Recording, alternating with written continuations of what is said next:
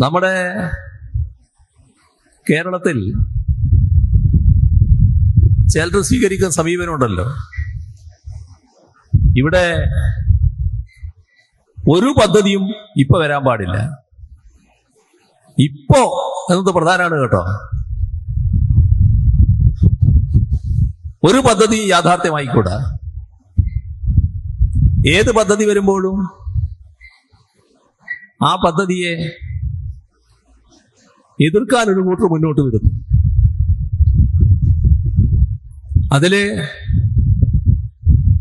കോൺഗ്രസിന് നേതൃത്വമുള്ള UDF ഉണ്ട്, BJPയും ഉണ്ട്. രാജ്യം ഭരിക്കുന്ന കക്ഷിയാണ് BJP. രാജ്യത്തിന്റെ ഭാഗമാണ് കേരളം. പക്ഷെ കേരളം വികസിക്കണ്ട, കേരളം ഇന്നുള്ളതിൽ നിന്ന് മുന്നോട്ട് പോകണ്ട. രണ്ടു കൂട്ടരും ഒരേ നിലപാടാണ്. അതിന്റെ ഭാഗമായി രണ്ടു കൂട്ടരും എതിർപ്പുമായി രംഗത്ത് വന്നു. അതീവ നിർഭാഗ്യകരമായ കാര്യം, കേന്ദ്ര ഗവൺമെന്റ് അതിനോടൊപ്പം നിന്നു എന്നുള്ളതാണ്. രാഷ്ട്രീയമായ നിലപാട്, നാടിന്റെ വികസനം മറന്നുകൊണ്ടുള്ള നിലപാട്, അതാണ് കേന്ദ്ര ഗവൺമെന്റ് ഭാഗത്തുണ്ടായത്. ഞങ്ങളതിൽ പിണങ്ങിയൊന്നുമില്ല, കാരണം നമ്മുടെ നാടിന്റെ ആവശ്യമല്ലേ. ഞങ്ങൾ നിരന്തരം ബന്ധപ്പെട്ടുകൊണ്ടിരിക്കുകയാണ്. പ്രധാനമന്ത്രി അടക്കം ബന്ധപ്പെടുന്നു, റെയിൽവേ മന്ത്രിയെ ബന്ധപ്പെടുന്നു, ഈ ആവശ്യം ബോധ്യപ്പെടുത്താൻ ശ്രമിക്കുന്നു. അങ്ങനെ ഇരിക്കുമ്പോഴാണ് ഒരു ദിവസം നമ്മുടെ ടെക്നോക്രാറ്റായ ശ്രീധരൻ വരുന്നത്. അദ്ദേഹം ഒരു പദ്ധതി മുന്നോട്ട് വെച്ചു. ആ പദ്ധതി പ്രകാരം മുന്നോട്ട് പോയാൽ കേന്ദ്ര ഗവൺമെന്റ് അനുമതി ഉണ്ടാവും എന്നാണ് അദ്ദേഹം പറഞ്ഞത്. ഞങ്ങൾക്ക് ഏത് പദ്ധതി ആയാലും പ്രശ്നമില്ല. ഞങ്ങൾ മുന്നോട്ട് വെച്ച പദ്ധതി ആയാലും ഇനി മറ്റൊരു പേരിലുള്ള പദ്ധതി ആയാലും അതിവേഗം പോകുന്ന ഒരു റെയിൽ നമ്മുടെ കേരളത്തിൽ ഉണ്ടാവണം. ഇതേ ഞങ്ങളുടെ താല്പര്യമുള്ളൂ. അതൊരു ഘട്ടത്തിൽ കേന്ദ്ര റെയിൽവേ മന്ത്രിയോട് തന്നെ പറഞ്ഞതാണ്. ഞങ്ങൾ മുന്നോട്ട് വെച്ച ഈ പരിപാടി, ഈ പദ്ധതി ഇതേ രീതിയിൽ നടപ്പാക്കാൻ നിങ്ങൾക്ക് വിഷമമുണ്ടെങ്കിൽ നിങ്ങൾ നിങ്ങളുടേതായ ഒരു പദ്ധതി പ്രഖ്യാപിക്കൂ. ഞങ്ങൾ ആവശ്യമായ എല്ലാ പിന്തുണയും നൽകും. ഞങ്ങൾക്ക് വേണ്ടത് അതിവേഗ റെയിലാണ്. പക്ഷേ കേന്ദ്ര ഗവൺമെന്റ് അതിന് മറുപടി പറഞ്ഞില്ല.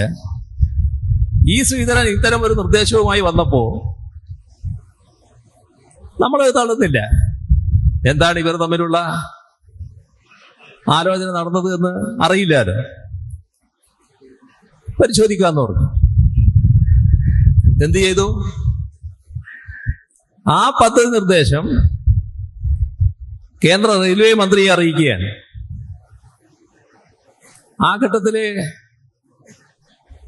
എനിക്ക് ഡൽഹിയിൽ പോകാൻ ഇവിടുത്തെ ചില തിരക്ക് പിടിച്ച പരിപാടികൾ കാരണം പ്രയാസം ഉണ്ടായിരുന്നു. ആ പദ്ധതി കേരളത്തിന്റെ പ്രതിനിധിയായി ഡൽഹിയിൽ പ്രവർത്തിക്കുന്ന ശ്രീ KB തോമസിന്റെ കയ്യിലേക്ക് എത്തിച്ചു. റെയിൽവേ മന്ത്രിയെ വിളിച്ച് ഞാൻ സംസാരിച്ചു. അദ്ദേഹത്തോട് പറഞ്ഞു, ഇങ്ങനെ ശ്രീധരന്റെ ഒരു പരിപാടിയുമായി വന്നിട്ടുണ്ട്.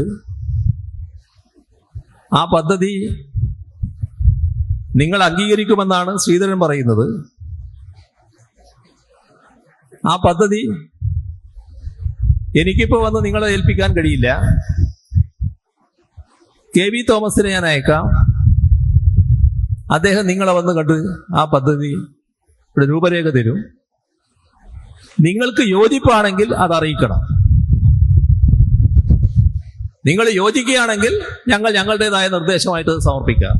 ഇത് വെറുതെ സമർപ്പിച്ചിട്ട് കാര്യമില്ലല്ലോ, അതുകൊണ്ടാണ് അങ്ങനെ പറഞ്ഞത്. ഇത്രയും അദ്ദേഹത്തോട് സംസാരിച്ചു.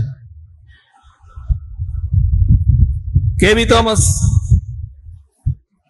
അദ്ദേഹത്തിന്റെ ഓഫീസിൽ പോയി ഈ പറഞ്ഞതുപോലെ ആ പദ്ധതിയുടെ രൂപരേഖ ഏൽപ്പിച്ചു.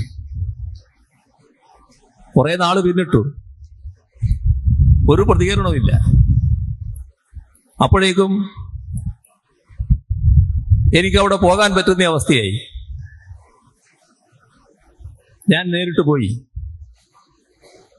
റെയിൽവേ മന്ത്രിയെ കണ്ടു.